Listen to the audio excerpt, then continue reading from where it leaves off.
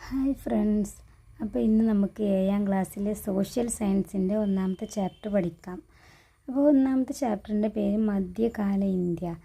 അപ്പോൾ കഴിഞ്ഞ വർഷം 6ാം ക്ലാസ്സിലെയും സോഷ്യൽ സയൻസിൻ്റെ ഒന്നാമത്തെയും രണ്ടാമത്തെയും ചാപ്റ്ററുകളിലായിട്ട് മധ്യകാല ഇന്ത്യയെക്കുറിച്ച് തന്നെയാണ് ചർച്ച ചെയ്തിട്ടുണ്ടായിരുന്നത്.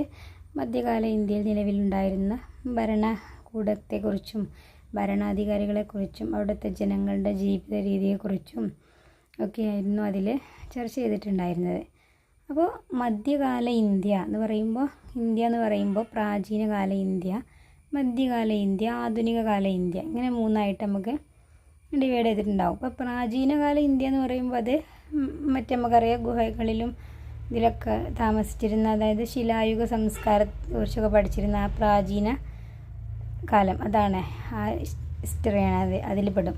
അത് നമുക്ക് പഠിക്കാനില്ല. നമുക്കിപ്പോൾ പഠിക്കാനുള്ളത് മധ്യകാല ഇന്ത്യ, അതായത് ഒരു സൽത്തനത്ത് കാലഘട്ടം, സുൽത്താൻ ഭരണം ഉണ്ടായിരുന്നതുപോലെ അതിൽ പെടുന്നതാണ് മുഗൾ ഭരണമൊക്കെ. അതിനെക്കുറിച്ചൊക്കെയാണ് മധ്യകാല ഇന്ത്യയിൽ വരുന്നത്, മധ്യകാല ഇന്ത്യയുടെ ഹിസ്റ്ററിയിൽ വരുന്നത്. പിന്നെ ആധുനിക ഇന്ത്യ സ്റ്റാർട്ട് ചെയ്യുന്നത് യൂറോപ്യൻസിൻ്റെ വരവോടെയാണ്. യൂറോപ്യന്മാർ, അതായത് ബ്രിട്ടീഷുകാർ, പോർച്ചുഗീസുകാർ, അവരൊക്കെ വന്നതിൻ്റെ ആ ഒരു ചരിത്രമാണ് ആധുനിക ഇന്ത്യയിൽ പറയുന്നത്. അപ്പോൾ നമുക്കിവിടെ പഠിക്കാനുള്ളത് മധ്യകാല ഇന്ത്യയിൽ നിലവിലുണ്ടായിരുന്ന ഭരണകൂടത്തെക്കുറിച്ചും ഭരണാധികാരികളെക്കുറിച്ചൊക്കെയാണ്. അപ്പോൾ ഇവിടെ 2 പിക്ചർ കൊടുത്തിട്ടുണ്ട്. ഒന്നാമത്തെ പിക്ചർ ചെങ്കോട്ടയുടെ ഒരു പിക്ചറാണ്. അതുപോലെ രണ്ടാമത്തെ പിക്ചർ ഹംപിയുടെ പിക്ചറാണ്. അപ്പോൾ നമുക്കറിയാം ചെങ്കോട്ട എന്ന് പറയുന്നത് എവിടെയാണ്? ഡൽഹിയിലാണ്. മുഗൾ ചക്രവർത്തിയായ ഷാജഹാൻ്റെ ഭരണകാലത്ത് ഡൽഹിയിൽ നിർമ്മിച്ചതാണ് ചെങ്കോട്ട. ചെങ്കോട്ടയിലാണ് എന്തുണ്ടാവുക? സ്വാതന്ത്ര്യ ദിനത്തിൻ്റെ അന്ന് നമ്മുടെ പ്രധാനമന്ത്രി ദേശീയ പതാക ഉയർത്താറുള്ളത്. അപ്പോൾ ഈ ചെങ്കോട്ട എന്ന് പറയുമ്പോൾ അതൊരു മുഗൾ ഭരണ കാലത്തെ ഒരു ശേഷിപ്പാണ് ചെങ്കോട്ട. അപ്പോൾ രണ്ടാമത്തെ പിന്നെ ഹംപിയാണ്. ഹംപി എന്ന് പറയുന്നത് ദക്ഷിണേന്ത്യയിൽ നിന്നിരുന്ന വിജയനഗരത്തിൻ്റെ തലസ്ഥാനവുമാണ്.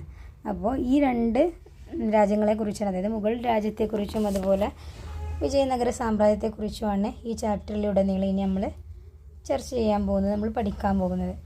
അപ്പോൾ മുഗൾ ഭരണം എന്നാണ് സ്റ്റാർട്ട് ചെയ്തത്, എങ്ങനെയാണ് സ്റ്റാർട്ട് ചെയ്തതെന്നൊക്കെ നമ്മൾ 6ാം ക്ലാസ്സിലെ പുസ്തകത്തിൽ പറഞ്ഞിട്ടുണ്ട്. എങ്ങനെയാണ് മുഗൾ ഭരണം, അതായത് ബാബറാണ് മുഗൾ ഭരണം സ്ഥാപിച്ചത്. അതായത് ബാബർ എന്ന് പറയുന്ന ആൾ കാബൂളിലെ ഭരണാധികാരിയായിരുന്നു. കാബൂൾ എന്ന് പറയുമ്പോൾ നമ്മൾ ഇന്നത്തെ അഫ്ഗാനിസ്ഥാൻ, അവിടുത്തെ ഭരണാധികാരിയായിരുന്നു. അങ്ങനെ ഇദ്ദേഹം എന്ത് ചെയ്തു? സൽത്തനത്ത് കാലഘട്ടത്തിലെ അവസാന വംശത്തിലെ, ലോധി വംശത്തിലെ അവസാന ഭരണാധികാരിയായിരുന്ന ഇബ്രാഹിം ലോധിയുമായി യുദ്ധം ചെയ്യുകയും ഇബ്രാഹിം ലോധിയെ പരാജയപ്പെടുത്തി അവരിൽ നിന്നും ഭരണം ഏറ്റെടുക്കുകയാണ് ചെയ്തത്. ബാബർ പിന്നെ അന്ന് മുതൽ അങ്ങോട്ട് മുഗൾ ഭരണം തുടങ്ങുകയാണ് ചെയ്തത്. അങ്ങനെ ഇബ്രാഹിം ലോധിയെ പരാജയപ്പെടുത്തി. അപ്പോൾ മുഗൾ ഭരണം സ്ഥാപിക്കുന്നത് ആരാണെന്ന് ചോദിച്ചാൽ അത് ബാബറാണ് മുഗൾ ഭരണം സ്ഥാപിച്ചത്. പിന്നെ ബാബറിന് ശേഷം പിന്നെ ഹുമയൂൺ വന്നു, അക്ബർ വന്നു, അങ്ങനെ ഓരോരുത്തർ ഷാജഹാൻ, ജഹാംഗീർ പറഞ്ഞിട്ട് ഒരുപാട് മുഗൾ റൂളേഴ്സ് വന്നിട്ടുണ്ട്. അപ്പോൾ അതിലെല്ലാവരെ കുറിച്ചൊന്നും നമുക്ക് പഠിക്കാൻ പറ്റില്ല. അതിനൊന്നും നിങ്ങൾ ചെറിയ കുട്ടികളാണ്, 7ാം ക്ലാസ്സിലെ കുട്ടികളല്ല, അപ്പോൾ ചെറിയ കുട്ടികൾ നമുക്ക് കഴിയില്ല. അപ്പോൾ അതിലേറ്റവും ഇമ്പോർട്ടൻ്റ് ആയിട്ടുള്ള ആളുകളെ കുറിച്ച് മാത്രമേ നമ്മൾ നോക്കാൻ പോകുന്നുള്ളൂ. അപ്പോൾ നമുക്ക് ഇത് ആരൊക്കെയാണെന്നൊക്കെ നമുക്ക് ഈ ചാപ്റ്ററിലൂടെ നോക്കാം. പിന്നെ രണ്ടാമത്തെ ചിത്രത്തിൽ പ്രതിനിധാനം ചെയ്യുന്നത് ഹംപിയാണ്. ഹംപി എന്ന് പറയുമ്പോൾ നമ്മുടെ ദക്ഷിണേന്ത്യയിൽ നിലനിന്നിരുന്ന വിജയനഗര സാമ്രാജ്യം. ദക്ഷിണേന്ത്യ എന്ന് പറയുമ്പോൾ ഇന്നത്തെ തമിഴ്നാട്, കർണാടക, ആന്ധ്രാപ്രദേശ് അവിടെ നിലനിന്നിരുന്ന ഒരു സാമ്രാജ്യം, വിജയനഗര സാമ്രാജ്യത്തിൻ്റെ തലസ്ഥാനമാണ് ഹംപി. അപ്പോൾ പിന്നെ ഹംപിയെക്കുറിച്ചുമാണ്, വിജയനഗര സാമ്രാജ്യത്തെക്കുറിച്ചുമാണ് നമുക്ക് ഈ ചാപ്റ്ററിൽ പഠിക്കാനുള്ളത്. അപ്പോൾ ഇനി നമുക്ക് നെക്സ്റ്റ് പേജിൽ എന്താ പറയുന്നത് നോക്കാം. മുഗൾ ഭരണം എന്ന് പറഞ്ഞ് കൊടുത്തിട്ടുണ്ട്. നമ്മൾ പറഞ്ഞ കാര്യം തന്നെയാണ്. 1526 മുഗൾ ഭരണം സ്ഥാപിച്ചത് ബാബറാണ്. 1857 വരെ ഡൽഹി കേന്ദ്രമാക്കി ഭരണം നടത്തിയ മുഗൾ ഭരണകാലത്തെ പ്രധാന ഭരണാധികാരികൾ ആരൊക്കെയാണെന്ന് നിങ്ങൾക്കറിയാമോ? ഒന്ന് ബാബർ, അവരുടെ കാലയളവ് കൊടുത്തിട്ടുണ്ട് 1526 to 1530. ഹുമയൂൺ 1530 to 1540, പിന്നെ 1555 to 1556. അക്ബർ 1556 to 1605. ജഹാംഗീർ 1605 മുതൽ 1627. പിന്നെ ഷാജഹാൻ 1628 to 1658. ഔറംഗസേബ് 1658 ടു 1707 വരെയാണ്. അപ്പോൾ ഇത്രയും പേരാണ് ഇമ്പോർട്ടൻ്റ് ആയിട്ടുള്ള മുഗൾ റൂളേഴ്സ്. അപ്പോൾ പിന്നെ വേറെയും ആളുകളുണ്ട് മുഗൾ റൂളേഴ്സായിട്ട്. അപ്പോൾ അവരൊക്കെ ഉണ്ട് വേറെ. 1857 വരെ മുഗൾ ഭരണമായിരുന്നു നിലനിന്നിരുന്നു എന്ന് പറയുന്നുണ്ട്. 1526 സ്റ്റാർട്ട് ചെയ്തിട്ട് 1857 പ്രത്യേകത എന്താണ്? ഒന്നാം സ്വാതന്ത്ര്യ സമരം വരെ എന്തായിരുന്നു? മുഗൾ ഭരണാധികാരികൾ തന്നെയായിരുന്നു ഇന്ത്യ ഭരിച്ചുകൊണ്ടിരുന്നത്. അപ്പോൾ അതുവരെ ഒരുപാട് ആളുകൾ വന്നിട്ടുണ്ട്. അപ്പോൾ ഇവർ ഇമ്പോർട്ടൻ്റ് ആയ ആളുകളാണ് കൊടുത്തിട്ടുണ്ടെങ്കിൽ ഇതിൽ ഇമ്പോർട്ടൻ്റ് ആയ ആളുകളെ കുറിച്ച് നമുക്ക് പഠിക്കാം. അപ്പോൾ മുഗൾ രാജാക്കന്മാരുടെ ഭരണം ഒരുപാട് പ്രദേശങ്ങളിലേക്ക് വ്യാപിച്ചിട്ടുണ്ടായിരുന്നു. അതാണ് ഏതൊക്കെ പ്രദേശങ്ങളിലാണ് വ്യാപിച്ചിട്ടുള്ളത് എന്നുള്ളതിൻ്റെ ഒരു മാപ്പാണ് അവിടെ കൊടുത്തിട്ടുള്ളത്. അതിലുണ്ട് ഏതൊക്കെ പ്രദേശങ്ങളിലേക്കാണ് മുഗൾ ഭരണം വ്യാപിച്ചത് എന്നുള്ള. പ്രദേശങ്ങൾ എന്ന് പറയുമ്പോൾ ഇന്ത്യയിൽ തന്നെ ഇന്ത്യ അല്ലാതെ മറ്റ് രാജ്യങ്ങളിലേക്കും എന്ത് ചെയ്തിട്ടുണ്ടായിരുന്നു? അവരുടെ ഭരണം വ്യാപിച്ചിട്ടുണ്ടായിരുന്നു. അപ്പോൾ ഇന്നത്തെ ഇന്ത്യ എന്ന് പറയുമ്പോൾ ഇതല്ല, നമ്മൾ ഇന്നത്തെ ഇന്ത്യയുടെ പിക്ചർ ഇങ്ങനെയല്ല. ഇത് ആദ്യം, അതായത് നമ്മൾ ഇന്ത്യക്ക് സ്വാതന്ത്ര്യം കിട്ടുന്നതിൻ്റെ മുമ്പുള്ള ഇന്ത്യയാണ്. ഇന്ത്യക്ക് സ്വാതന്ത്ര്യം കിട്ടിയ അന്ന് എന്താണ് ഉണ്ടായത്?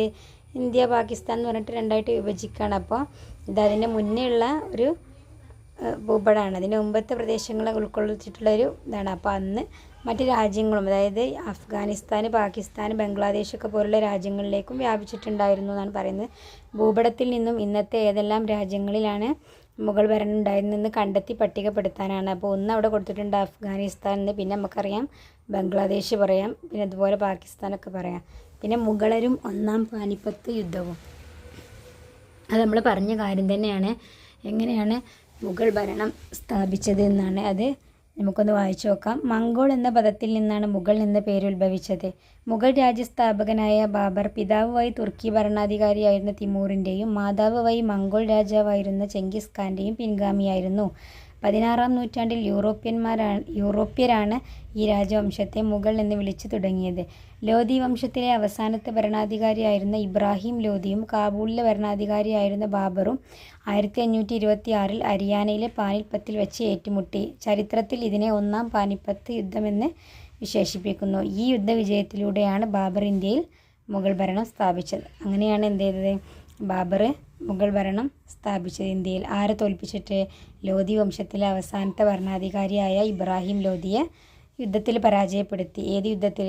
ഒന്നാം പാനിപ്പത്ത് യുദ്ധത്തിൽ. അതെന്നാണ് നടക്കുന്നത്? 1526. ഇത്രയേ ഉള്ളൂ ഇതിൽ പഠിക്കാൻ. പിന്നെ ജസ്യൂട്ട് പാതിരി പീറി ജാറിക് അക്ബർ ചക്രവർത്തിയെക്കുറിച്ച് എഴുതിയ ഒരു അദ്ദേഹത്തിൻ്റെ മരണത്തിന് ശേഷം എഴുതിയൊരു അനുശോചനക്കുറിപ്പാണ്. 1605 എഴുതിയൊരു അനുശോചനക്കുറിപ്പ്. അതെന്താണ്? നമുക്ക് വായിക്കാം.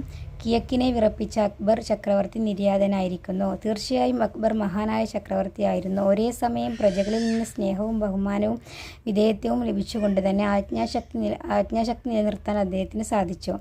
ഉയർന്ന താഴ്ന്ന വിഭാഗങ്ങളെന്ന തരംതിരിവില്ലാതെയും പരിചിതാപരിചിത വ്യത്യാസമില്ലാതെയും ഹിന്ദു ക്രിസ്ത്യൻ മുസ്ലിം വ്യത്യാസമില്ലാതെയും തുല്യനീതി നടപ്പിലാക്കിയ, കരുത്തരോട് ശക്തമായും അശക്തരോട് കരുണയോടെയും പെരുമാറിയ സുൽത്താൻ എല്ലാവർക്കും പ്രിയപ്പെട്ടവനായിരുന്നു.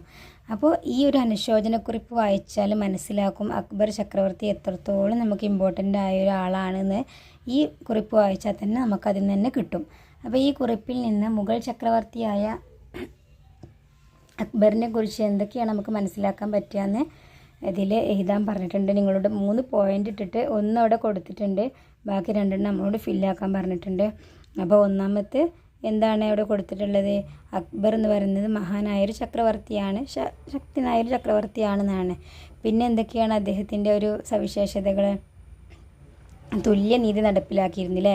പ്രജകൾക്കിടയിൽ തുല്യനീതി നടപ്പിലാക്കിയിരുന്നു. അതുപോലെ ഒരാളെയും താഴ്ന്ന ആളെന്നോ ഉയർന്ന ആളെന്നോ ഉള്ള തരംതിരിവോ ഒന്നുമില്ലാതെ, പരിചിത അപരിചിത വ്യത്യാസമില്ലാതെ എല്ലാവരും ഒരുപോലെ കണ്ടിരുന്നു. അതുപോലെ മതത്തിൻ്റെ പേരിലൊന്നും ഒരാളെ മാറ്റി നിർത്താതെ മതസഹിഷ്ണുത പുലർത്തിയിരുന്നു. അല്ലെങ്കിൽ നല്ല ഹിന്ദു ക്രിസ്ത്യൻ മുസ്ലിം വ്യത്യാസമില്ലാതെ എല്ലാവരോടും തുല്യനീതി നടപ്പിലാക്കിക്കൊണ്ട് ഇതാക്കിയിരുന്നു പറഞ്ഞത്. അവിടെ എഴുതി കൊടുക്കണം.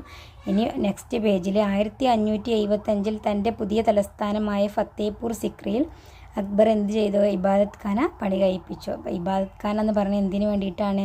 വിവിധ മതങ്ങളിലുള്ള പണ്ഡിതരും പ്രമുഖരൊക്കെ അവിടെ വന്ന് ഒത്തുചേർന്നിരുന്നു. അങ്ങനെ അപ്പോൾ അതിൽ നിന്ന് എന്താണ് മനസ്സിലാക്കാൻ പറ്റുക?